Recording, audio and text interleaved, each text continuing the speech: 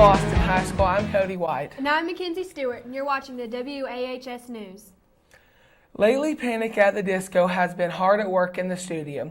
Just a little over a month ago, on January 15th, 2016, they came out with their fifth studio album.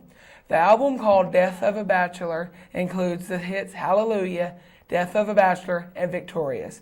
Brandon Urie, the lead vocalist of Panic, says that the album is like a mix of Sinatra and Queen. Urie is their only original remaining member of Panic at the Disco.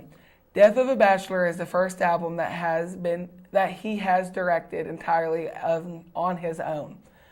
On top of that, the charts are leading to believe that Death of a Bachelor may end up being Panic's first ever #1 album. It seems like Urie may work a little better solo in a recent interview. Urie stated, "I'm able to focus on the things that I always wanted to, but never had the privilege to." Panic at the Disco will also be going on tour this summer in the honor of their new album. Now to Beth with the movie review. You movie critic Beth here, and I'm here to tell you about zombies. More specifically, I'm here to tell you about Pride and Prejudice and zombies. The story takes place in 19th century England. The people are fighting against a deadly plague and zombies looking to munch on your brains. In a way to protect themselves, Mr. Bennet's 5 daughters work to learn many skills for fighting against zombies and maintain a very ladylike composure. Jane, one of the main characters, begins to develop admirers. Threats develop on the city of London, and zombies have a chance of taking the people. This film becomes a quest to survive and to find where the romance leads. Anyone who is familiar with Pride and Prejudice readings are sure to have a great time watching this film. If you are into Frankie zombie movies with an underlying romance, I recommend this movie. This film gets a 1 out of 1 for interesting concepts and a weird way of using zombies.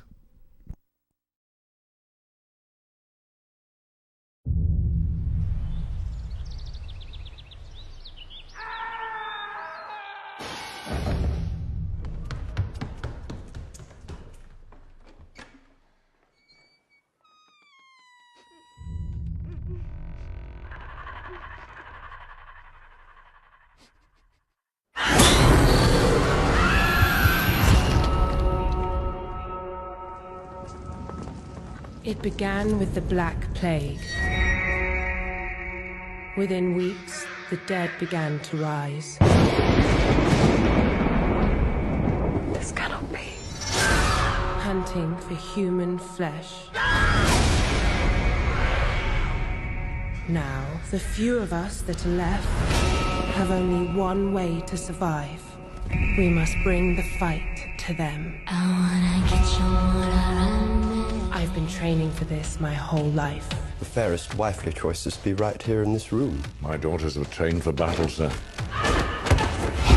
Not the kitchen. A woman must have a thorough knowledge of singing, dancing, and the art of war.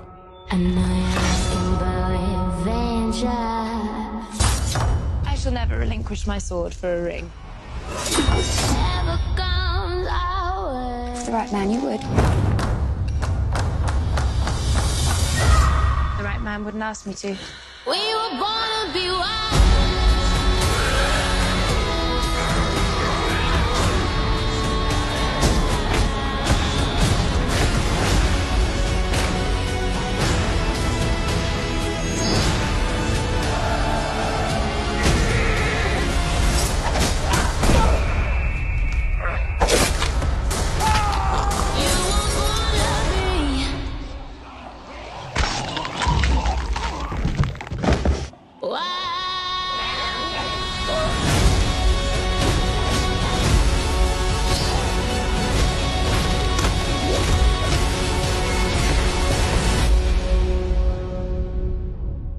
I do not know which I admire more, your skill as a warrior or your resolve as a woman.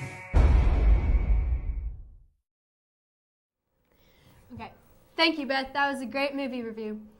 The Black Dahlia Murder is a heavy metal band from Warren, Michigan. They have released 8 albums and are also on tour right now. Sadly, though, Black Dahlia has a curse. They cannot keep a lead guitar player, although they have been able to keep founding member Brian Eschbach.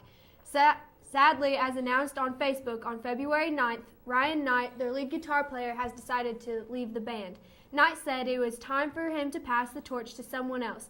Trevor Strand said, him and Knight are best friends and that he has nothing but respect for him, and he's deeply saddened about Knight's decision, but he is grateful for Knight's commitment and is glad that he was able to steal him for the time he had.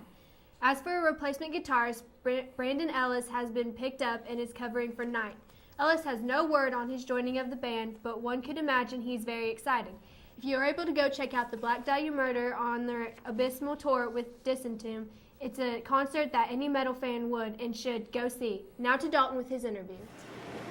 Good afternoon, I'm Dalton Church, and I'm here with Lonnie Noble. And today, since we're talking about heavy metal on the news, I'm going to talk about heavy metal to Lonnie, which is a commonly talked about subject between me and him. So, do you listen to heavy metal? Sometimes. Okay. So, what are some of your favorite bands? I like Slipknot and Lamb of God. Now, why do you like Slipknot and Lamb of God?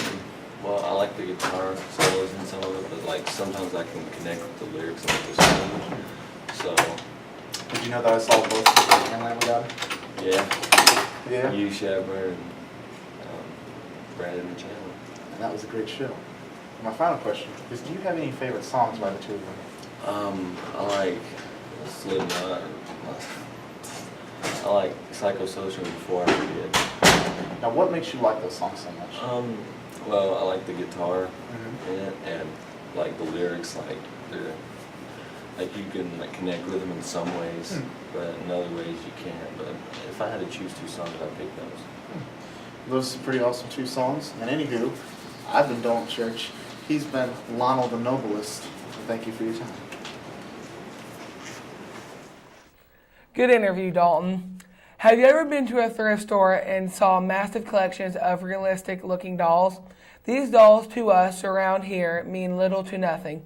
Sure, when we were younger, our dolls and action figures were our best friends. We named them all and took care of them. In Thailand, however, women have begun raising these dolls as their own children. Some women can't have children or simply don't have any of their own. Child angels are what these women are calling their prized possessions. These dolls are their lives and are believed to bring good luck. Each doll is taken and then marked on. Each marking represents something different. The priest does not believe this is correct, but he gives him his full moral support.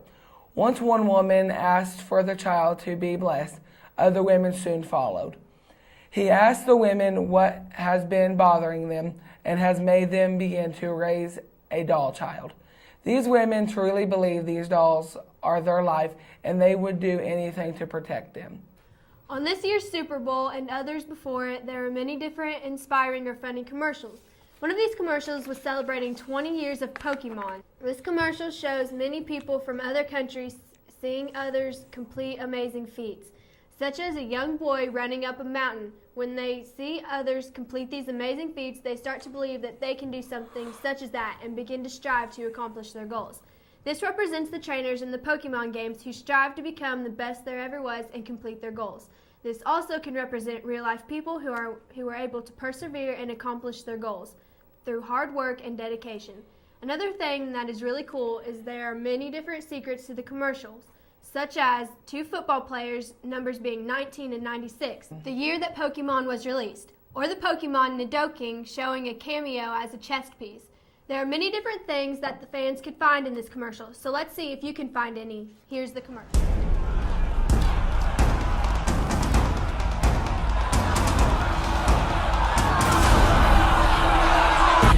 I can do that.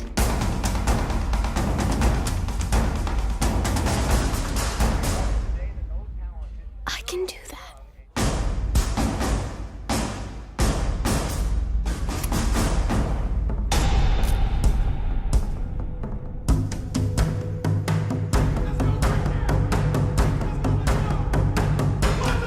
We can do this!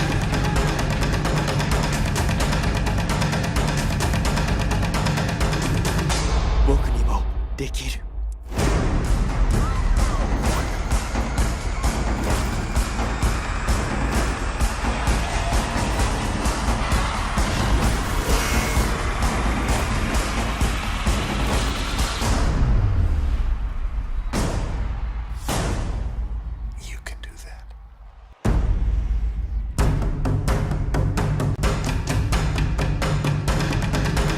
Korea launched a long-range missile on Sunday, leaving many people left for questions. Debris was found in Jeju Island after Pyongyang announced the launch of the Earth-observing satellite. They analyzed the missile and found a self-destruct device concerning many Americans because the missile was supposedly sighted flying over the Super Bowl area. Now that they saw the satellite is tumbling in space, North Korea is being questioned by many of these unusual acts. And a number of countries have stated that it was a long-range missile test. If so, North Korea could be making military weapons. Now to Austin with the weather. Today is a high of 62 and a low of 43 and partly cloudy. Saturday is a high of 43, a low of 42 and mostly sunny. Sunday is a high of 59, a low of 37. Monday is a high of 47 and a low of 29. Tuesday is a high of 46 and a low of 28 and partly cloudy. Wednesday is a high of 45 and a low of 26 and partly cloudy. And Thursday is a high of 45 and low of 27. Thank you. Now back to Cody. Did you know that there are hundreds of galaxies behind the Milky Way? In cosmic terms, they are pretty close to just about 250 million light years away. The zone of avoidance, or ZOA, which is what all of these galaxies are called, covers 20% of our sky. There are at least 883 galaxies in the ZOA. Great Attractor is a massive region that sits just beyond the Milky Way galaxy. This is pulling us and the ZOA toward it at 1.2 million miles an hour. We think the Great Attractor is a collection of stars. Scientists are still trying to determine what the Great Attractor is. This past weekend, the Dimension Show Choir competed at the Capital VIP Invitational, earning first runner-up in People's Choice Daytime and earning second runner-up in the evening finals. They compete at Anderson, Indiana tomorrow. They will be with some of the top schools around the Indiana, Ohio, and Illinois area. They hope to do quite well, even though they have a lot of good competition coming their way, and hope to do very well and represent AHS with pride. They have done quite well this year. They only hope to do better and improve. This weekend they go against Southwestern Esprit, Bishop Dwenger Summit Sound, Norwell Night Moves, and multiple other schools. They have a great chance at doing very well as long as everything goes their way. Dimensions are doing great this year. They competed at West Virginia, South Dearborn, Southwestern, Shelbyville, and other schools. If you see a show choir member in the hallway, make sure to give them a good luck. Good luck this week in Dimensions. That's all for this week's news. Stay classy, AHS. Awesome job, Beth! Thumbs up! That's all for this week. That's all for this week's news. Do it right. Okay. Go to you. But there's a great shot of you. Same, Corey. Well, don't laugh. Don't laugh.